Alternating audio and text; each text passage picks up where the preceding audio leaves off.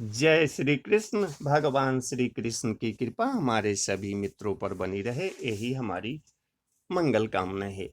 तो श्रीमद् भगवत गीता के पाठ का श्रवण करने से और उस भगवान श्री कृष्ण के बताए गए राह पर अगर मनुष्य चलता है तो इह लोक में सब सुख भोग करते हुए मृत्यु उपरांत मोक्ष को प्राप्त करता है। तो आइए सुनते हैं श्रीमद् भागवत गीता का चतुर्थ अध्याय दिव्य ज्ञान।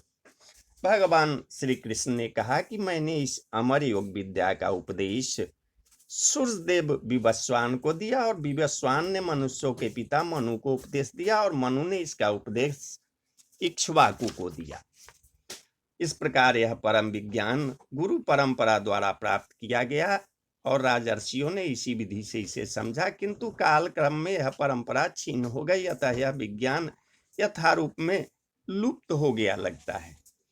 आज मेरे द्वारा वही यह प्राचीन योग यानी परमेश्वर के साथ अपने संबंध का विज्ञान तुमसे कहा जा रहा है, क्योंकि तुम मेरे भक्त तथा मित्र हो, अतः तुम इस विज्ञान के दिव्य रहस्य को समझ सकते हो। तो अर्जुन ने कहा कि सूर्यदेव विवस्वान आपसे पहले हो चुके ज्येष्ठ हैं, तो फिर मैं कैसे समझूं कि प्रारंभ में भी आपने उन्हें इस विद्या का उपदेश दिया था। तो भगवान श्री कृष्ण ने कहा कि तुम्हारे तथा मेरे अनेकानेक जन्म हो चुके हैं, मुझे तो उन सब का स्मरण है, किंतु हे परम तप, तुम्हें उनका स्मरण नहीं रह सकता है।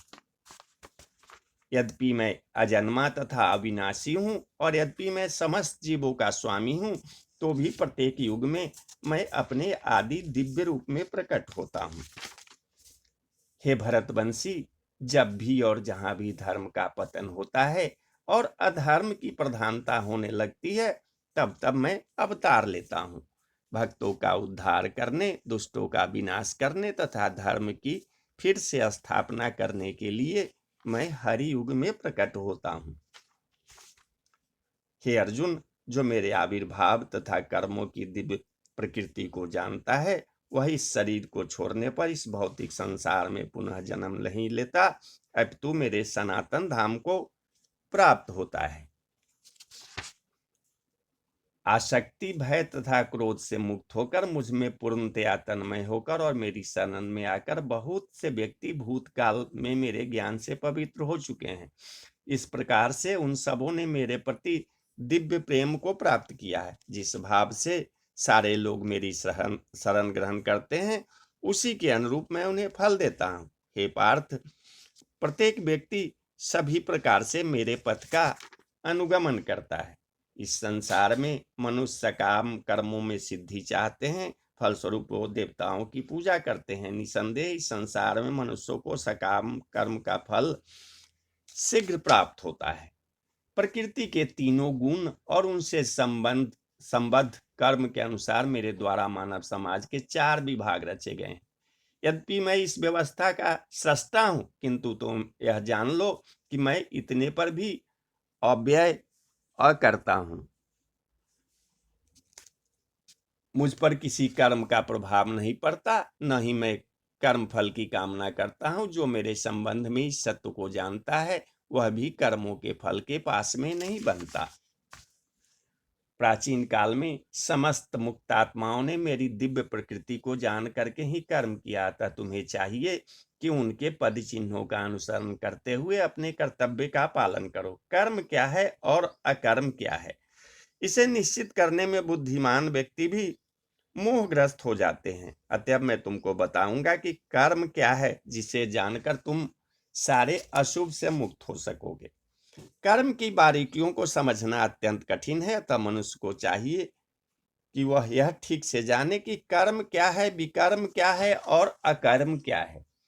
जो मनुष्य कर्म में अकर्म और अकर्म में कर्म देखता है, वह सभी मनुष्यों में बुद्धिमान है और सब प्रकार के कर्मों में प्रवृत्त रहकर भी दिव्य स्थिति में रहता है।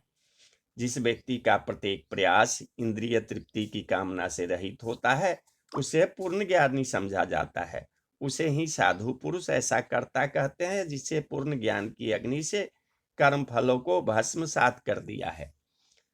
अपने कर्म फलों की सारी आसक्ति को त्याग कर सदैव संतुष्ट तथा स्वतंत्र रहकर वह सभी प्रकार के कार्यों में व्यस्त रहकर भी कोई सकाम कर्म नहीं करता। ऐसा ज्ञानी पुरुष पूर्ण रूप से संयमित मन तथा बुद्धि से कार्य करता है, अपनी संपत्ति के सारे स्वामित्व को त्याग देता है और केवल शरीर निर्वाह के लिए कर्म करता है। इस तरह कार्य करता हुआ वह पाप रूपी फलों से प्रभावित नहीं होता, जो स्वतः होने वाले लाभ से संतुष्ट रहता है, जो द्वंद्व से मुक्त है और ईर्ष्या नहीं करता, जो सफलता असफलता दोनों में स्थिर रहता है, वह कर्म करता हुआ भी कभी बंधता नहीं।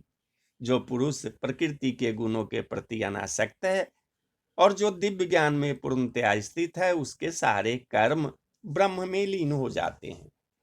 जो व्यक्ति कृष्ण भावनामृत में पूर्णतया लीन रहता है, उसे अपने आध्यात्मिक कर्मों के योगदान के कारण अवश्य ही भगवत धाम की प्राप्ति होती है, क्योंकि उसमें हवन आध्यात्मिक होता है और हवि भी आध्यात्मिक होती है।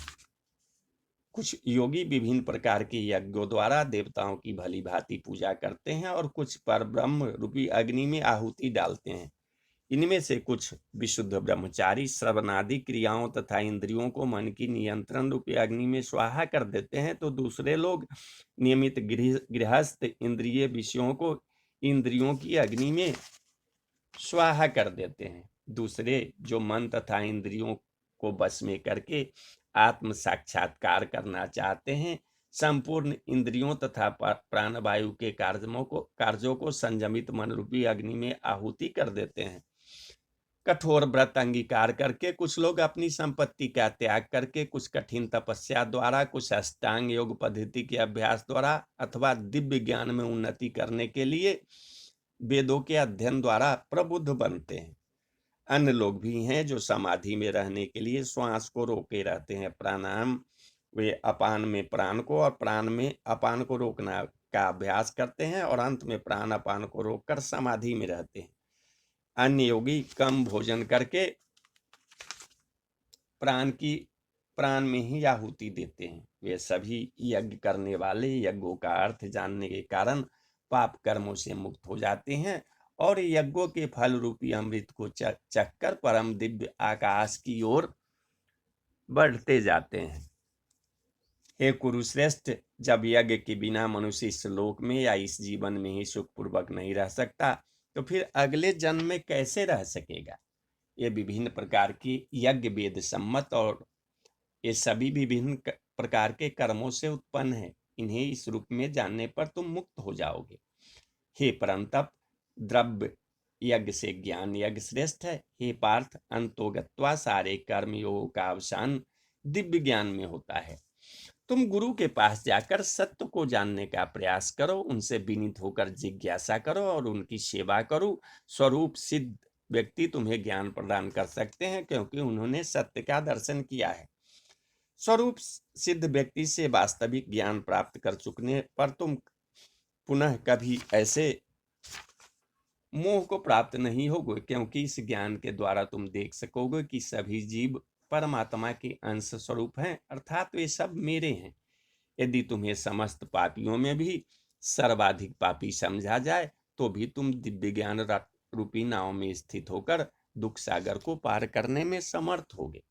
जैसे प्रज्वलित अग्नि ईंधन को भस्म कर देती है, उसी तरह हे अर्जुन, ज्ञान रूपी अग्नि भौतिक कर्मों के समस्त फलों को जला डालती है।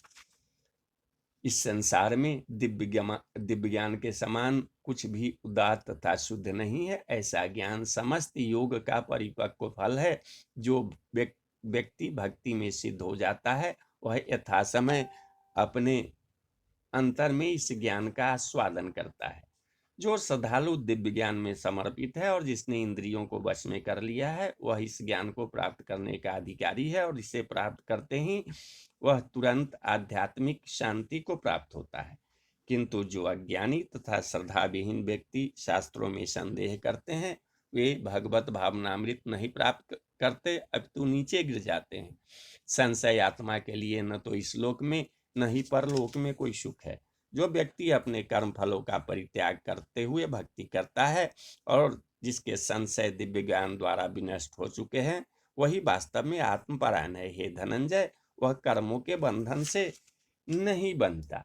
अतएव तुम्हारे हृदय में अज्ञान के कारण जो संशय उठे हैं, उन्हें ज्ञान रूपी शस्त्र से काट डालो। हे भरत, तुम योग से संबंधित होकर खड़े हो और युद्ध करो। तो बोलिए जय श्री कृष्ण, जय श्री कृष्ण।